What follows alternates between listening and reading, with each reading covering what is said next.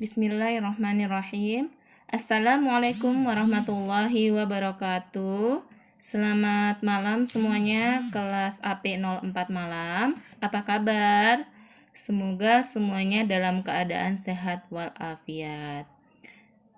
Baik, malam ini sebelum kita mulai perkuliahan, alangkah baiknya kita mulai dengan berdoa terlebih dahulu. Berdoa dimulai.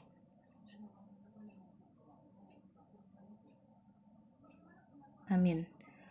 Alhamdulillah, kita sudah mulai perkuliahan dengan berdoa.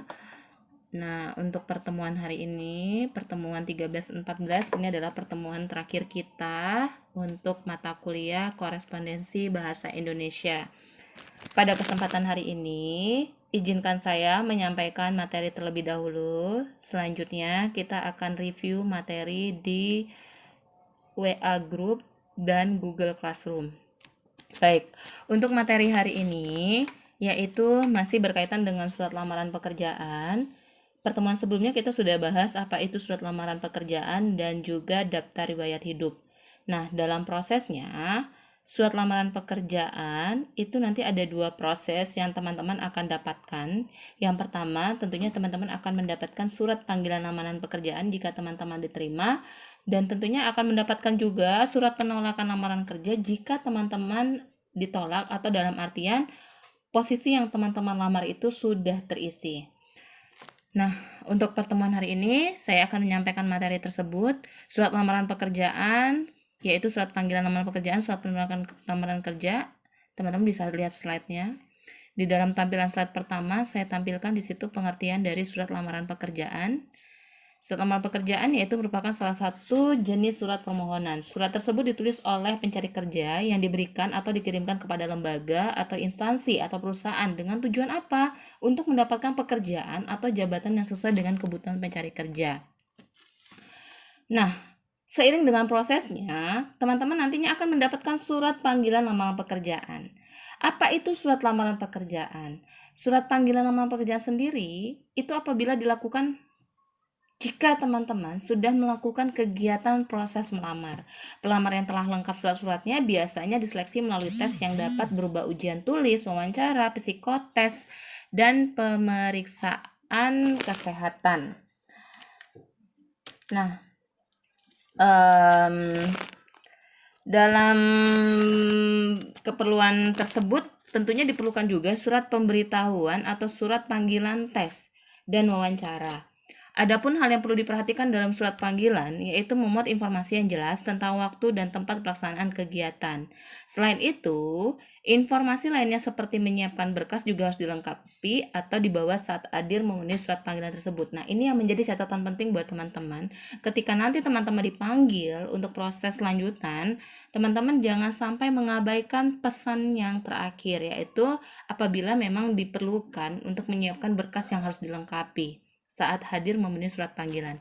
Nah, teman-teman bisa lihat contohnya di slide keempat ya. Di situ sudah jelas siapa yang dipanggil, dan di situ kebutuhannya adalah untuk panggilan tes tertulis. Nah, teman-teman juga harus perhatikan kalau dibilang hadir tepat waktu, artinya teman-teman ketika di situ kan jelas tuh, dalam contohnya pukul 11. Teman-teman jangan hadir pukul 11 di sana, tapi usahakan hadir 1 jam sebelumnya. Bu, terlalu lama Bu menunggunya. Tidak ada kata terlalu lama, karena kita mungkin tidak tahu di sana prosesnya seperti apa. Apakah akan ngantri nantinya, atau memang kita harus ada yang dipersiapkan kembali, seperti itu. Nah, teman-teman usahakan 1 jam sebelumnya sudah berada di lokasi. Ya, itu mungkin berkaitan dengan surat panggilan lamaran pekerjaan. Lalu yang berikutnya, ada juga surat penolakan lamaran kerja. Surat penolakan lamaran kerja di sini memang sudah jarang sih dilakukan oleh perusahaan. Biasanya kita ketika sudah mengirim lamaran pekerjaan sebulan, atau kita sudah tahu aja ya, misalnya sebulan tidak ada panggilan, atau 3 bulan kita tunggu tidak ada juga proses. Nah, ini secara otomatis juga kita berarti sudah ditolak. Apa itu surat penolakan lamaran kerja? Hampir dapat dipastikan, setiap perusahaan pasti pernah menolak lamaran. Alasan penolakan pada umumnya ada dua, yaitu pertama, pelamar tidak memenuhi syarat kedua formasi untuk pelamar tidak tersedia. Artinya memang tidak tersedia atau memang sudah terpenuhi seperti itu. Atau memang yang kita lamar itu tidak memenuhi kriteria yang ditentukan oleh perusahaan. Seperti itu. Lalu yang berikutnya, untuk pelamar yang ditolak karena tidak memenuhi syarat. Lalu juga ada juga untuk pelamar yang ditolak karena tidak ada formasi. Ada juga pembuatan surat lamaran pekerjaan harus dikemukakan dengan alasan yang logis. Serta jangan sampai lupa menyampaikan kata-kata yang baik dan menghibur agar pelamar tidak putus asa. Penting ya ketika teman-teman nanti bekerja sebagai HRD, staf HRD sebuah perusahaan, teman-teman jangan sampai menyampaikan surat pelamaran pekerjaan itu, penolakan itu dengan kata-kata yang tidak baik atau nantinya membuat dia bunuh diri seperti itu ya kan. Apalagi generasi milenial sekarang, apa-apa kalau udah ditolak ya kan langsung di bunuh diri lah, langsung gambar tindak ini itu ya kan. Jangan sampai lah ada dukun bertindak seperti itu. Jadi buatlah kata-kata yang kiranya dapat menyampaikan penolakan secara halus, namun juga tidak membuat si pelamar berputus asa sehingga dia tidak mau melamar kepada perusahaan-perusahaan lain berikutnya, atau dia trauma pada perusahaan kita ketika dia membuka ketika kita membuka lowongan kerja lagi, lalu dia trauma pada perusahaan kita, dia tidak mau lagi melamar seperti itu. Nah, itu adalah surat penolakan lamaran kerja. Nah, teman-teman bisa lihat pada slide berikutnya, slide ke-6. Di situ udah jelas penolakannya pada bagian awal. Nah, pada umumnya memang semuanya kita jangan lupa ya, namanya surat resmi itu harus ada kop surat. Di situ udah jelas, dan kata-katanya teman-teman bisa lihat di situ halus sekali.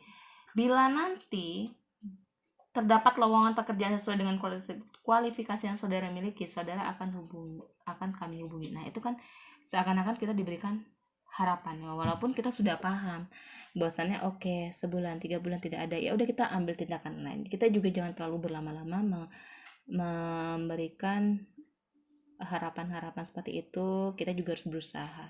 Nah, ini mungkin materi untuk hari ini, hanya 2 materi yang ingin saya sampaikan. Ini adalah satu materi yang mana memang udah jarang sih perusahaan sekarang kita mendapatkan seperti ini. Biasanya sudah by telepon atau lewat email pemberitahuannya, atau biasanya lewat SMS seperti itu. Jadi teman-teman, via apapun yang namanya era digitalisasi sekarang, teman-teman dalam sikapnya ketika menerima surat penolakan ataupun surat panggilan, teman-teman harus memiliki sikap mental yang baik ya. Jangan sampai kita mencaci maki atau memberikan hardikan-hardikan yang tidak jelas seperti itu. Dan ketika nanti kita teman-teman bertugas sebagai staf HRD, usahakan pelamar-pelamar yang sudah mengirimkan lamarannya juga direspon. Karena ini salah satu citra baik bagi perusahaan. Jadi perusahaan yang baik adalah perusahaan yang memberikan gambaran bagaimana ketika dia membuka lowongan, namanya juga dia butuh ya kan. Artinya jika dia juga harus memberikan respon yang baik kepada pelamar-pelamar yang sudah mengirimkan. Oleh karena itu sekarang memang di era digitalisasi seperti ini, langkah lebih baiknya ketika kita mengirim surat lamaran atau apa, itu sebaiknya via email, sehingga mudah kita kirim secara bersamaan dalam kebersamaan ketika kita tahu bahwa itu tidak memenuhi kualifikasi atau tidak memenuhi informasinya seperti itu ya. Mungkin itu yang bisa saya sampaikan untuk materi hari ini. Jika ada yang ingin ditanyakan, bisa ditanyakan di dalam grup WhatsApp, dan selanjutnya kita akan lanjutkan perkuliahan kita di WhatsApp maupun di Google Classroom. Baik, untuk informasi surat lamaran kerja yang sudah masuk pun saya akan informasikan di grup. Terima kasih. Wassalamualaikum warahmatullahi wabarakatuh.